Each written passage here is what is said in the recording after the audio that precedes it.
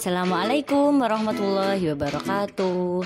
Selamat pagi anak kelas 2. Bagaimana kabar kalian hari ini? Semoga semuanya dalam keadaan baik dan sehat.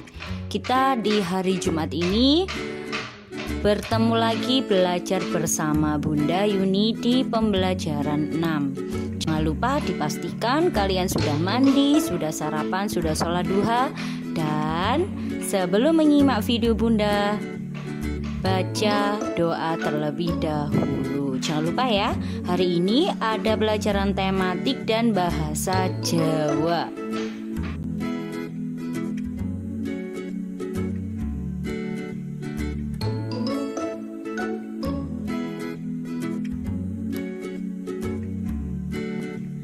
Nah, di pembelajaran 6 kita akan belajar menjelaskan kosakata tentang keberagaman benda, sama seperti di PP 2 dan 3 ya. Nah, kosakata itu berkaitan dengan keragaman benda. Kalian sudah mempelajari bahwa wujud benda itu bermacam-macam ya. Ada benda padat, ada benda cair, dan ada benda gas. Nah, wujud benda itu mempunyai kegunaan masing-masing. Nah, dan kegunaannya juga bermacam-macam. Contohnya ya, benda padat. Nah, coba kalian perhatikan di kamar mandi. Nah, di kamar mandi itu ada apa saja? Ada gayung ya, ada bak mandi. Nah, ada air. Nah, air itu termasuk benda apa? Benda cair. Nah, gayung itu termasuk benda padat. Untuk apa ya gunanya gayung? Gayung itu berguna untuk mengambil air di bak. Lalu ketika kalian mandi harus membawa apa? Harus membawa handuk. Handuk itu adalah benda padat. Nah, gunanya apa? Untuk mengeringkan tubuh. Nah, tujuannya apa ya handuk itu? Handuk itu dipakai agar kita itu kering tubuhnya ya. Nah, sekarang gayung. Gayung itu terbuat dari apa? Terbuat dari plastik. Nah, dia itu terbuat dari plastik, tujuannya agar kedap air. Dan handuk itu terbuat dari kain yang halus ya biasanya. Agar apa? Agar dapat menyerap air. Jadi wujud benda ada benda padat, benda gas, dan benda cair. Itu masing-masing mempunyai kegunaan yang berbeda-beda dan dia juga punya sifat. Nah, ada sampo kemarin ya, sifatnya apa? Sabun sifatnya apa? Nah, coba kalian ingat-ingat kembali, sudah Bunda jelaskan. Nah, itu adalah kosakata tentang keberagaman benda. Jadi, benda itu bermacam dan kegunaannya juga bermacam-macam sesuai wujud bendanya.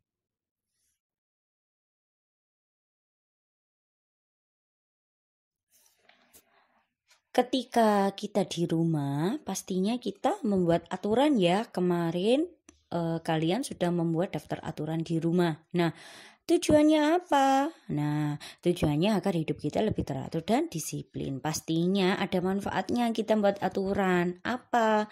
Yang pertama, hidup kita menjadi lebih nyaman dan teratur.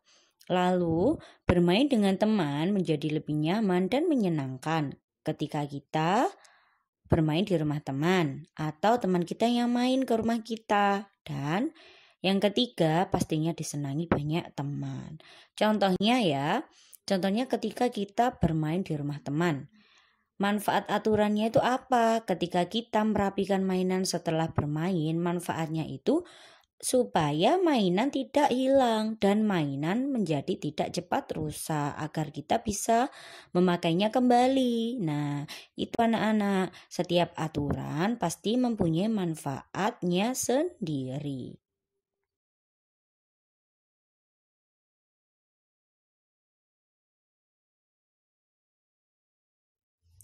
Sekarang, jika kalian tidak mematuhi peraturan, maka ada akibatnya. Akibatnya apa? Akibatnya jika kita tidak mematuhi peraturan, yaitu pastinya dijauhi teman. Dan yang kedua, permainan itu menjadi kacau karena tidak ada yang nurut dan patuh terhadap aturan yang dibuat. Dan yang ketiga, pastinya mendapatkan sanksi atau hukuman. Nah, contohnya apa? Akibatnya di sini ada contoh. Dino bermain bentengan dengan curang. Nah, akibatnya apa? Teman-teman Dino tidak mau bermain dengan Dino karena Dino itu suka bermain curang. Nah, apakah kalian senang seperti itu? Tentunya tidak. Pastinya kita ingin bermain bersama teman, kita mempunyai banyak teman. Nah, permainan itu akan menjadi lebih menyenangkan jika kita bermain bersama-sama. Tetapi kalau kalian tidak mematuhi peraturan, nah pastinya kalian dijauhi. Tidak bakalan ada yang mau bermain sama kalian karena kalian itu mainnya curang. Contohnya, nah seperti itu. Jadi, manfaatnya aturan itu untuk membuat kita itu akan lebih baik lagi, lebih disiplin, lebih teratur, dan lebih nyaman. Jadi, jangan melanggar peraturan ya. Nah, sekarang coba perhatikan gambar itu. Ada gambar sebuah keluarga sedang bercengkrama ya. Dia sedang ngobrol bersama di depan televisi. Nah, kemarin kalian sudah membuat daftar aturan apa saja yang ada di rumah kalian. Tentunya satu dengan yang lainnya itu tidak sama karena setiap keluarga mempunyai peraturan yang berbeda.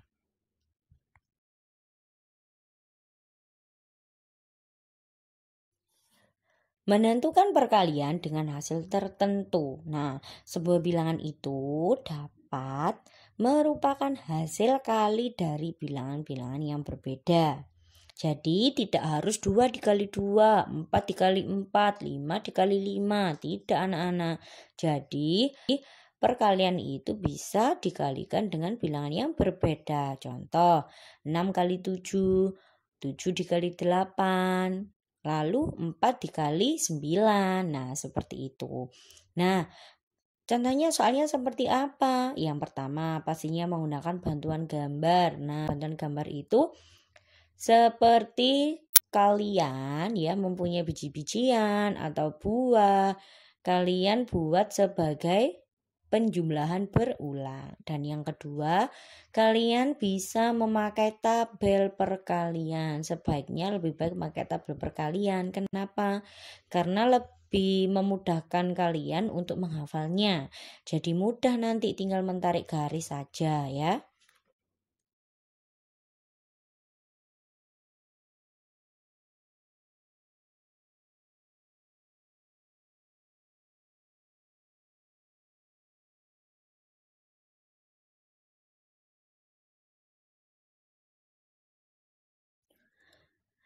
Sekarang kalian sering menjumpai kehidupan sehari-hari itu tentang masalah perkalian biasanya. Nah, coba selesaikan soal berikut ini. Bunda punya satu contoh.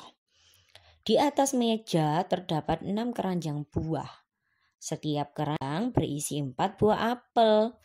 Berapa ya banyak apel seluruhnya? Nah, sekarang kita selesaikan soal ini.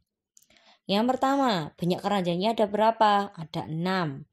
Lalu setiap keranjang berisi berapa buahnya? 4. Nah, berarti banyak apel seluruhnya yaitu 6 dikali 4. Artinya setiap satu keranjang berisi 4 buah apel.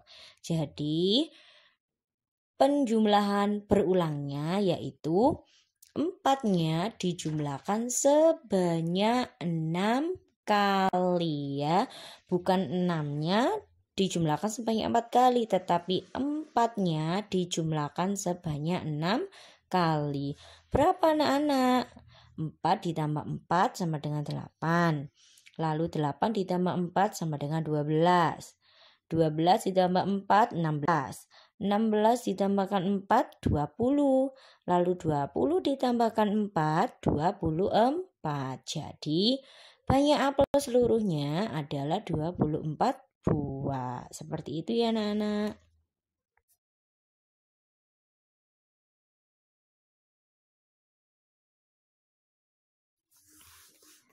Nah, kemarin kita sudah belajar tentang menceritakan kembali isi teks pendek. Nah, di sini Bunda ada hadiah dari Jumat untuk kalian ya. Kalian baca dahulu teks pendek ini, ada bermain di rumah Maria. Lalu jawablah pertanyaan di nomor 2. Nah, kalian tulis teks pendek itu dan kalian tulis pertanyaannya serta jawabannya di buku tugas tematik. Ingat ya, bukan jawabannya saja, tetapi soalnya ditulis dan teks pendeknya ditulis. Dan jangan lupa hasil fotonya kalian kirimkan di Google Classroom Bunda.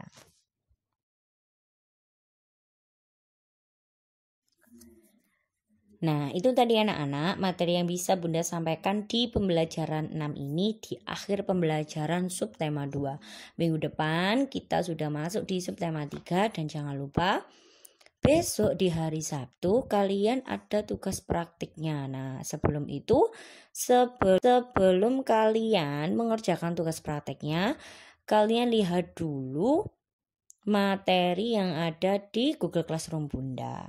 Seperti apa prakteknya? Nanti Bunda akan memberikan contohnya. Nah, sekian materi yang bisa Bunda sampaikan. Jangan lupa ya, tugasnya ya disimak baik-baik. Kurang lebihnya Bunda mohon maaf. Wassalamualaikum warahmatullahi wabarakatuh.